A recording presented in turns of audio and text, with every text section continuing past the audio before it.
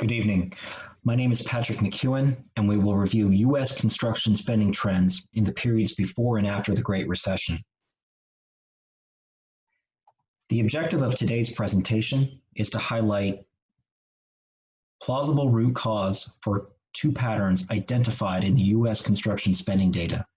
The main takeaways I want you to leave with today include that the decline in private construction spending linked with the Great Recession really begins with the subprime mortgage crisis of February 2007, that deterioration continued during and after the Great Recession, and that recovery finally began in July 2011, a full 4.5 years after the subprime mortgage crisis.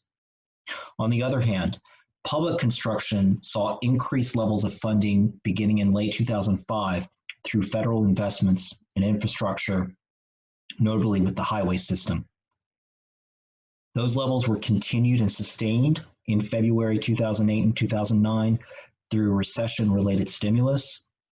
And finally, construction spending data is seasonal. It peaks in the summer and is lowest in the winter. And this pattern is consistent during periods of economic growth and during recession.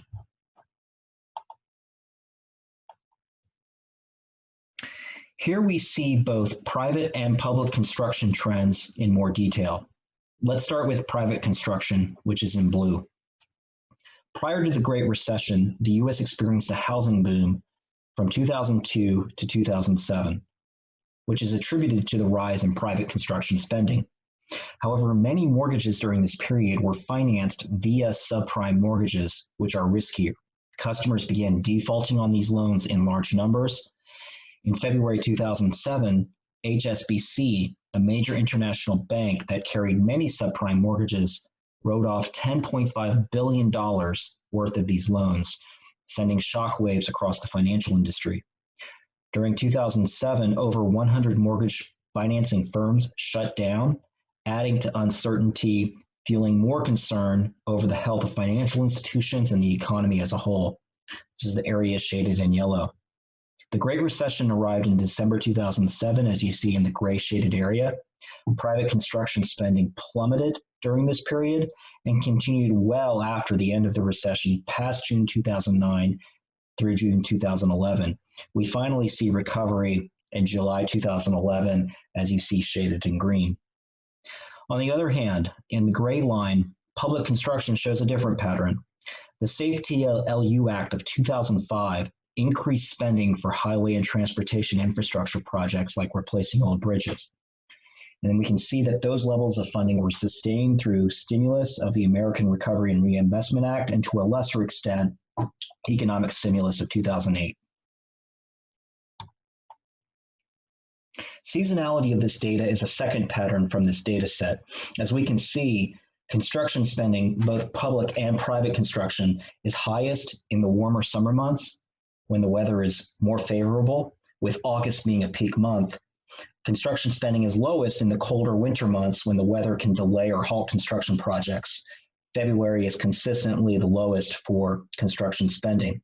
And finally, seasonality is consistent during periods of economic growth and during recession, as we see on this chart. To recap, and the highlights I want you to leave here with today, is that the private construction spending decline really began with the subprime mortgage crisis of February 2007. Those deterioration of spending levels continued during and after the Great Recession, and we didn't really finally see recovery until July 2011, a full 4.5 years after the subprime mortgage crisis. Public construction spending, on the other hand, increased as a result of federal investments in infrastructure, and we saw continued levels of sustainment of those levels of funding through recession-related stimulus. And finally, construction spending data is seasonal. It peaks in the summer, it's lowest in the winter, and that pattern is consistent during periods of economic growth and during recession. Thank you.